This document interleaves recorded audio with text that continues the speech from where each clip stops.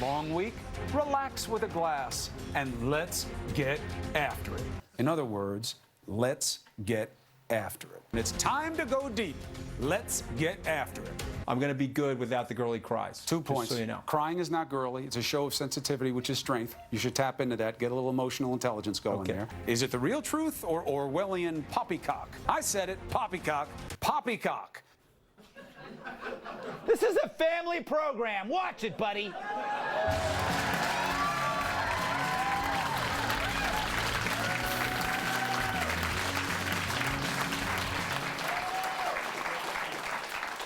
This week, I saw my faith in my favorite major institutions betrayed. First, the adult film industry. Stormy Daniels, a porn star, giving a bad name to an ancient trade.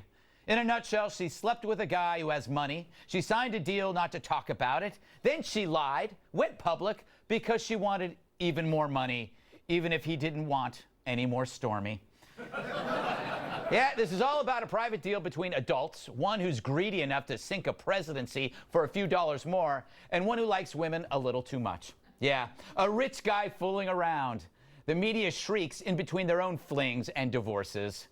For those just tuning in from MSNBC, a porn star is someone who sleeps with people for money and doesn't care who knows it. Trump was just following directions on the label.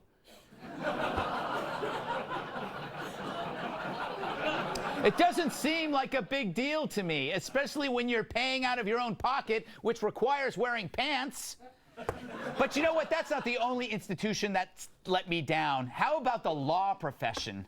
Davis, Cohen, and Avenatti, the Stooge brothers. Larry Davis, Mo Cohen, and Curly. What a law office that would be. I mean, there must be a flood because I'm seeing a lot of dirtbags.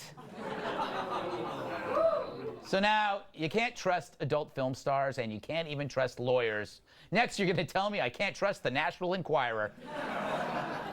We need a better class of people, or lawyers. It's time for some legal heroes.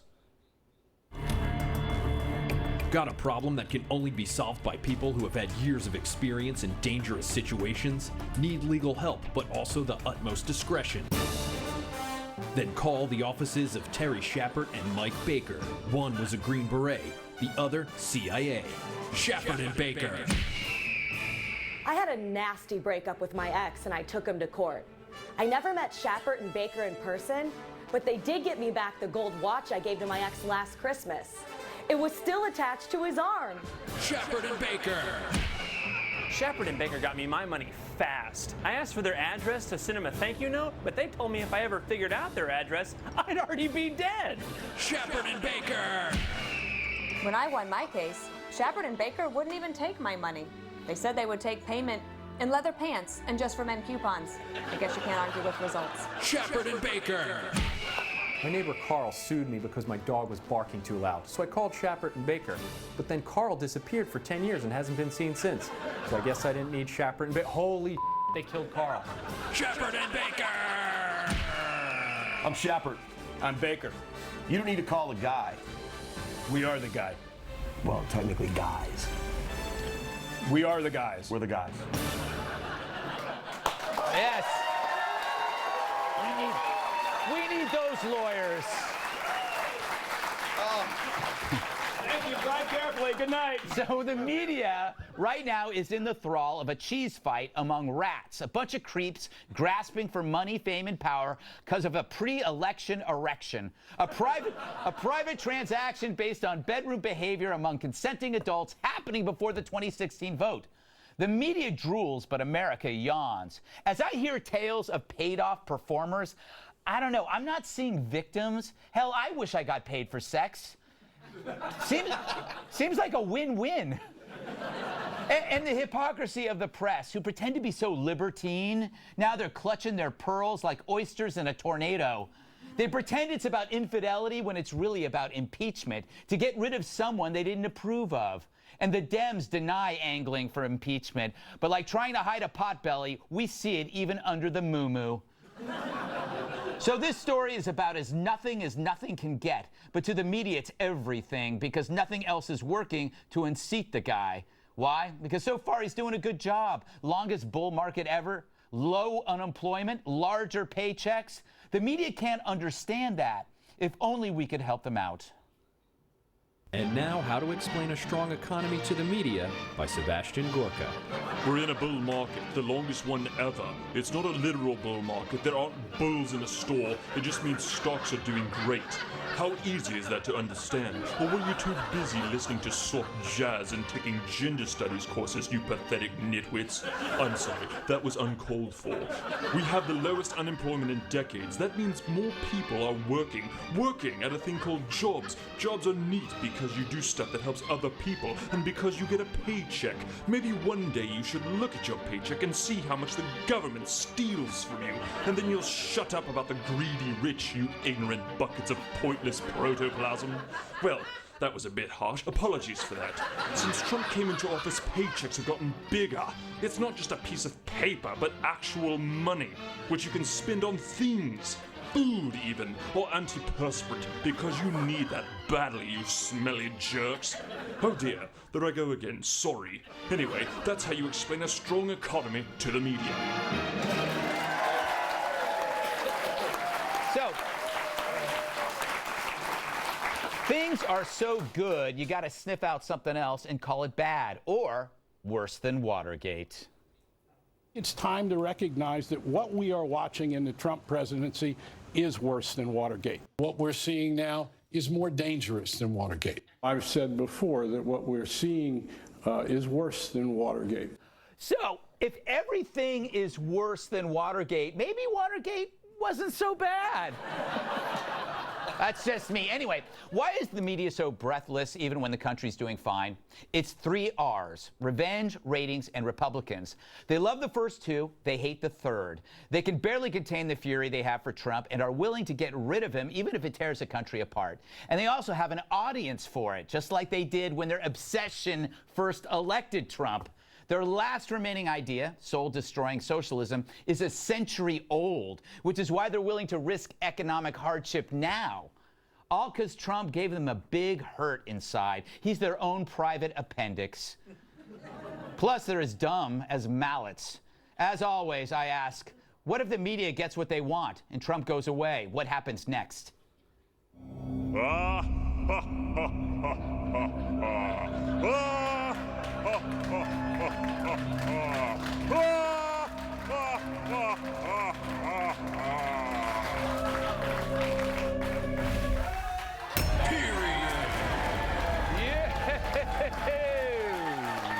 Let's welcome tonight's guest. He's so tough he shaves with a wood chipper. Retired Green Beret Master Sergeant Terry Schappert.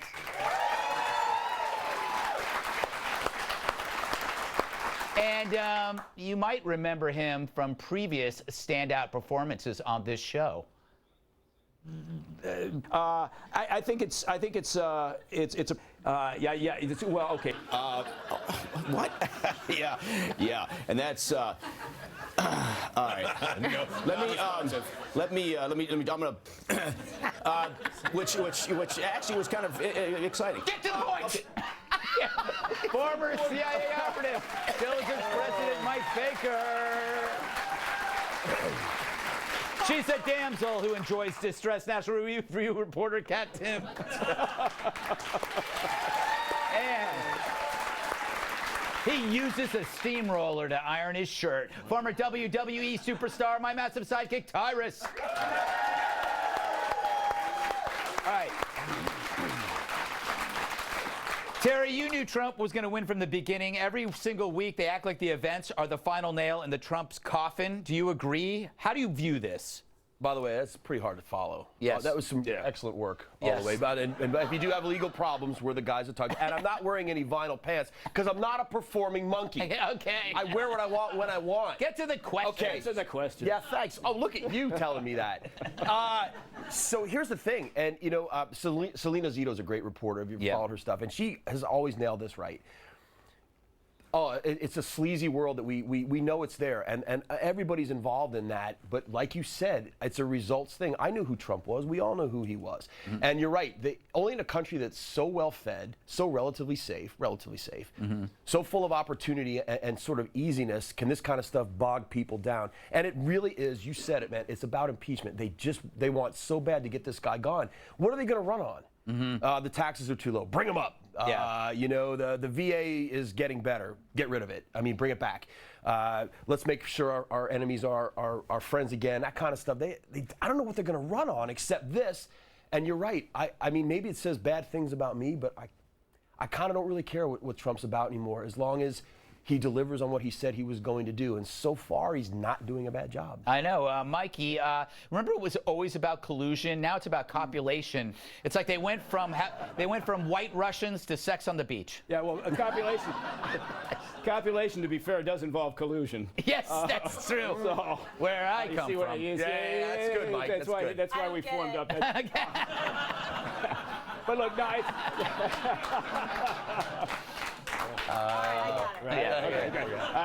Okay, we can move on now. Yeah, you're right. It was about collusion, but here's the thing: the resistance, they don't give a crap about collusion with Russia. They don't give a. See, I actually went into my answer, Tyrus. Keep going. They don't give a crap about kids being ripped apart from families at the border. None of that matters. What it matters is to find a hammer big enough to hit Trump into submission and move towards impeachment. So all these things, they're just going to continue to look. That's why Mueller is a perfect vehicle for them, because he's got an unlimited budget, an unlimited amount of time to do his work, and he's going to dig around until he finds something that satisfies this desire they've got. Every night they go to bed hoping that when they wake up in the morning, sorry about that, I don't think you can say that on TV. We'll bleep it. Yeah, okay, but every night they go to bed at night hoping that when they wake up he'll be impeached. Yeah. What do you think, Kat? When people ask me about my political views, I'll often say that I'm fiscally conservative and that I'm socially liberal. Right. Because socially liberal, what that means is you don't give a what other people do in their personal lives. Right, yes. And you know who seems to have forgotten that is the liberals. Yes, yeah. They forgot. They forgot completely about what their own ideology was supposed to even stand for. I'm not that old, Greg. No, I like to remind everyone of that often. I'm not that old, but I am old enough to remember when the Democrats were screaming about how what a man does in his own bedroom is his own business. Yeah. And I do believe that, in terms of they just don't believe it anymore because they're going to try to take down Trump on absolutely anything that they possibly can. Just a man in his own bedroom I don't care. That's fine too. No judges here. You know, I only like to get upset about things if they affect me personally. And who Donald Trump has or has not had sex with has never affected me whatsoever. Has not. No, these are victim. I can tell you right now on the record, I have not had sex with him. And I'm sure it's mutually cool with both of us. Yeah. We both are good with that one. But you know what we're talking about, Tyrus? We're talking about victimless crimes. People that were paid off who are now coming out of the woodwork because he won. If he hadn't won, none of this would have happened. It's not even the point. Listen, if you have them, any one of us, you, me, anyone in this crowd, definitely you, if you put a team together, we're going to find something wrong, and you have the resources, eventually you're going to find something wrong. Yeah. Somebody around us is going to have done something wrong. Yeah. And this is the Russian thing. We might not even get to the Mueller investigation. We might not even get to that. Yeah. Because unfortunately, and Mr. President has to own this a little bit. This is the only thing where I disagree with him. He hired the wrong people. Yeah. Like straight up. You surrounded yourself with people you assumed were going to do a job and were loyal, and they were using your presidency for their own means. And some of it, like Manafort is a perfect example.